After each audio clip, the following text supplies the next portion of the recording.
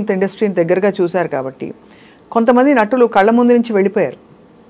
టాటా చెప్పేసి సార్ అంటే వెళ్ళిపోవడం వెళ్ళిపోవడమే, అదే టాటా చెప్పేసేది. టాటా చెప్పేసి అప్పుడు మీరు బాగా చివుక్కుమందా, మీకు బాధపడ్డారా, తాత్వికంగా వదిలేశారా? శ్రీదేవి గారిది ఫర్ ఎగ్జాంపుల్, మీరు శ్రీదేవి గారితో కలిసి కూడా నటించారు కాబట్టి. శ్రీదేవి నా చెల్లెలు. శ్రీదేవి ఏమైందమ్మా, నేను యాక్ట్ చేసేటప్పుడు అబ్బో శ్రీదేవి కాదు, మామూలు శ్రీదేవి నా చెల్లెలు. శోభన్ బాబు గారు ఆవిడ తాతినేని రామారావు, ఇందాక రామారావు తాతినేని రామారావు, దానికి తాతినేని రామారావు. నాకు శోభన్ బాబు గారు అంటే పెద్ద ఇదేం లేదు, మామూలు ఇలాంటి బాబులు చాలామంది చూసాం అనిపిస్తుంది మనిషిగా. ఆయన టీచర్ అది వదిలేయండి, అది మిగిలిన వాళ్ళతో చూస్తే అబ్బా అనిపిస్తుంది. శోభన్ బాబు గారు ఫర్ సమ్ రీజన్ అదేదో ఓకే ఓకే, మహా అందగాడు, చాలా మంచి మనిషి అంటారు. ఏమో కొంతమంది చూసుంటారు, నేను అంత దగ్గరగా చూడలేదు. ఇది నాకు చాలా మామూలు మనిషి అన్నది నా అభిప్రాయం. అందులో ఆయన రామారావు డైరెక్టరు, ఏదో కెమెరా పెట్టాడు,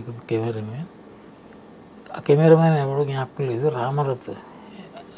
రామారావు అది ఇక్కడ ఉంటే బాగుండేమో కెమెరా అనేదో మారుస్తున్నాడు. ఎందుకంటే maybe I look A bit more prominent than him అని అనుకుంటున్నాను, లేకపోతే కెమెరా పొజిషన్ మార్చమని చెప్పడం ఏంటి అన్నాడు. అక్కడే పెట్టి చెప్తున్నా, శోభన్ ఈజ్ మామూలు, చాలా మామూలు మనిషి అమ్మ. ఆయన అంటే ఆయన ఫీట్ ఎలా ఉందంటే ఒక ₹1,00,000 ఎక్కడి నుంచి వచ్చారంటే అక్కడ ఏదో 10 గజాలు భూమి కొనేస్తాడు. అదే చాలా విన్నాం ఈ విషయం. చాలా అంటే చాలామందికి ఒకరు అది మార్గమే, గొప్ప మార్గమే అనుకుంటే మార్గదర్శనం. కానీ నాకేంటో సార్ అనిపిస్తుంది, జీవితం ఏం చెప్తాం జీవితం గురించి. ఇప్పుడు అంత భూములు కూడబెట్టి కూడా ఫైనలీ వెళ్ళిపోవాలి కదా, ఎక్కడి నుంచి వచ్చాం అక్కడికి వెళ్ళిపోవాలి. ఏం చేస్తాం వెనకేసుకునే అంత? బుద్ధున్నాడు ఎవడో అంత డబ్బు వెనక్కి వేయడమ్మా. ఇప్పుడు ఈయన ఏంటంటే ఈ మార్గాన్ని ఎంచుకున్నాడు, సులువుగా డబ్బు వచ్చేస్తుంది. ఆయన ₹1,00,000 కొన్నది కళ్ళు మూసుకొని వెళ్తే 10 లక్షలు వెళ్తే ఇప్పుడు ఏముంది, అది ఏమి సొమ్ము అది. అంటే you have a study of on the market అంతే తప్ప అది పెద్ద గొప్ప విషయం ఏం కాదు. ₹10 కొన్ని ₹100 అమ్మడం గొప్ప ఏంటమ్మా, అంతే. అందరూ పెద్ద తెలియదు. కానీ ఆయన డబ్బుతో ఆయనకుండే అంటే ఒక జాగ్రత్త చాలా గొప్పగా చెప్పుకుంటారు. మురళీమోహన్ గారు చెప్పారు. It is fact also. Muralimohan real ఎస్టేట్లోకి రావడానికి కారణం ఆయన, శోభన్ బాబు గారు ఆయనే చెప్పారు. అవును, చాలా సందర్భాల్లో చాలా. బట్ ఆయన మామూలు మనిషి, ఈ మురళీ వాళ్ళు ఇట్స్ డిఫరెంట్. అలాగా అలా మీ అంటే మీరు కొనసాగిస్తున్నప్పుడు ఈ ప్రపంచం చూసినప్పుడు మీకు ఆలోచనలు వచ్చాయా, మనం కూడా పొదుపు చేయాలి, ఆదా చేయాలని? లేదు, పొదుపు చేయాలి అంటే సంపాదన అంత ఉంటే పొదుపు చేయాలి, అంత కరెక్టే అంత ఉండదు, కరెక్టే. అవి వచ్చేది సరిగ్గా ఇంకోటి, నా పెళ్ళము 60 తులాల బంగారంతో వచ్చిందమ్మా మద్రాసు నాతో. తిరిగి after some years I decided to go back. మనకి ఇండస్ట్రీ పనికి రాదులే, పని వేస్ట్ అనిపించి వెనక్కి. ప్లస్ మా మామయ్య గారు ఎందుకు అక్కడ జీవితం అలా పాడు చేసుకుంటారు అన్నట్టు ఆ ఛాయలు వచ్చాయి. So I went back. అప్పటికి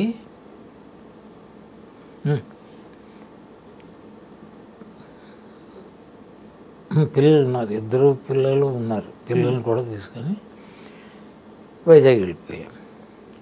తిరిగి నల్లపూసలతో వచ్చింది నాతో. ఈ 60 తులాల బంగారం ఏమైందంటే, బంగారం కొనుక్కున్నది ఎందుకు ఊరు వేసుకొని తిరగడానికి కాదు, అవసరానికి పనికి వస్తుంది అని ఎక్కడో కుదువ పెట్టడం, మార్టిగేజ్ తాకట్టు పెట్టడం. ఈ రకంగా పెట్టిన బుద్ధుని వదిలితే మళ్ళీ విడిపించుకోవాలి కదా. పోతే విడిపించుకునేటంత ఎక్సెస్ డబ్బు రాలేదేమో, ఏదో కారణం వల్ల మొత్తానికి ఆల్ దట్ 60,000 తులాస్ గాన్. బాధపడ్డారా మీరు? అంటే ఏదో ఉంటుంది, ఎగిరి ఎంత సంతోషించాల్సిన విషయం కాదు. కానీ అవునులే, ఎవరికో ఇంటి కోసమే కదా అనుకోవడం ఒక విధానం. అయ్యో తను తెచ్చుకున్న బంగారం వెళ్ళిపోలేదే అని ఒక బాధ. అంటే గొప్ప ఏంటంటే నా పెళ్ళడం గొప్ప, అది నాతో ఎంత దెబ్బలాడొచ్చు కదా. వదిలేసి వెళ్ళిపోతారని బెదిరించినా తప్పు లేదు. అలాంటిది ఇవన్నీ భరించిందమ్మ. అయ్యో భారీ సహకారం లేకపోతే ఒక్కటమమ్మ సినిమా ఇండస్ట్రీలో మాత్రం బతకలేడు. ఎందుకంటే టైమింగ్స్ పిచ్చి పిచ్చిగా ఉంటాయి, అన్ని రోజుల తరబడి వెళ్ళిపోతారు, చుట్టూ అమ్మాయిలు, మంచి అందమైన స్త్రీలు, అన్నీ కదా. మిమ్మల్ని ఎప్పుడైనా పొసెసివ్గా ఫీల్ అయ్యారా మేడం? ఏదో ఉండే ఉంటుంది ఆ రోజుల్లో. అంటే ఇంకోటి ఏంటంటే నాకు ఈ స్త్రీ చెప్పడం లేదు, తక్కువ లేకపోవడం ఏంటి. నేనే ఎవడో శ్రీరామచంద్రుడిని ఏం కాదు, ఏకపత్ని కాదేం కాదు, కానీ అది పెద్ద బాధ పెట్టే అంత లేదు. నన్ను భరించింది అంతకాలం. ఇన్ని తులాలు బంగారం పోయినా మళ్ళీ తిరిగి నల్లపూసలతో వస్తున్నా కూడా ఏంటి అని అడగల. I'm blessed with that. చాలా గొప్ప విషయం సార్. గొప్ప విషయం, నో డౌట్. చూస్తున్నాం కదా, చిన్న తేడా వస్తే ఓ కుక్కలా కాట్లాడేసుకుంటుంటారు మూడు పిల్లలు. ఐ హ్యావ్ సీన్, చూశాను. సో మీరు పిల్లల్ని పెంచేటప్పుడు వాళ్ళకి ఏం చెప్పించారు? మీ జీవితం మీరు చూసిన దాన్ని బట్టి ఫలాంది అవ్వాలి, అవ్వకూడదు, డాక్టర్ అవ్వు, ఇంజనీర్ అవ్వు, టీచర్ అవ్వు, ఇలాంటి ఎవడో పిల్లలకి అలా చెప్పరమ్మా, చెప్పకూడదు. లేవు వాళ్ళని ఏదో పుట్టించాలి అని పుట్టించావా, కష్టపడేది ఏం లేదు, ఎందుకో పుట్టించారు. నీకేంటి తిండి పెట్టు, గొడ్డెవ్వు, అది మిగిలింది వాళ్ళ బతుకు. You can't dictate their life.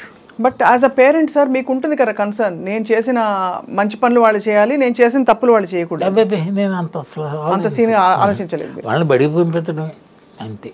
అది కట్టడం. ఇద్దరు సినిమా ఇండస్ట్రీ వైపు మొగ్గు చూపించలేదా? ఇప్పుడు నా కూతురు అంటే నేను చదువులో మొద్దులు, కానీ వాళ్ళు తెలివైన వాళ్ళమ్మ. అది ఎంసీఏ ఏదో ఉందో ఒకటి అది చేసింది. అందులో ఏవో క్లాసులు ఉండేదో, first class, second class, third class, అది అయితే మొత్తానికి బాగా పాస్ అయింది. పాస్ అయ్యి ఏం చేసింది, తనకి పెళ్లి సంబంధాలు ఉన్నాం కదా, ఎక్కడో ఎవడికో చెప్పాం ఇలాగా ఆమె ఏంటంటే ఒక ఇద్దరు వచ్చారు, అన్న తమ్ముళ్ళు. అన్నగారు పిల్లని చూడడానికి వచ్చాడు, చూశాడు, వేస్తాను అనుకున్నాం. 3 నెలలు పెళ్ళి అయిపోయిందమ్మ. అయిపోయింది. ఓకే, కట్నం ఎంతో ఏవో 1 లక్షలే. నా దగ్గర పైసా లేదు. నా చుట్టూ ఉన్న వాళ్ళందరూ కోటీశ్వరులు లేదమ్మా. అందరూ మామగారు, బావలు, అటు ఇటుగా every one is very rich. So వాళ్ళ సహకారంతో పెళ్ళైపోయింది. వీడు నా కొడుకు బీసీఏ చేశాడు. ఆ తర్వాత ఇక్కడ ఏదో బిజినెస్ స్కూల్ ఏదో ఉంది, ఇక్కడ ఏది ఇండియన్ బిజినెస్ స్కూల్ ఏదో ఒకటి, ISB Indian school of business. అందులో చేర్చుదామని నాకు సరదా. ఏదో అప్పో కింద ఏదో చేసి ఎవడ తల కొట్టుదాము, తనో చేసి చదివిద్దాన్ని. ఈ సైడ్ నో, లేదు డాడీ నేను ఉద్యోగం చేస్తూ చదువుకుంటాను అన్నాడు. వాడు బీసీఏ. నవ్వు అంటే బహుశా వాడి ఉద్దేశం డాడీ కష్టపడతారు అన్నట్టు అనుకుంటున్నాను నేను, లేకపోతే నో రీజన్. అలాగే ఉద్యోగంలో చేశాడు. వాడి ఉద్యోగాలు కూడా ఎలాంటివంటే లైఫ్ ఎలా ఉంటుంది చూడమ్మా. బీసీఏ అయిపోయింది, 3,000 రూపాయల జీతానికి చేరాడు. మేము పెంట్ హౌస్లో ఉండేవాళ్ళం, కిందనే ఒక కంపెనీ ఉంది, ఆ కంపెనీలో అయింది ఏదో చేశాడు, అలా చేశాడు. ఏదో అన్ని పెద్ద కంపెనీస్, మల్టీనేషనల్ లాంటివి. ఇప్పుడు రిలయన్స్లో he some assistant vice president ఏదో సంథింగ్ ఒక పొజిషన్లో ఉన్నాడు. పొజిషన్ అంటే ఇప్పుడు బాగా చెప్తున్నా, ఏదో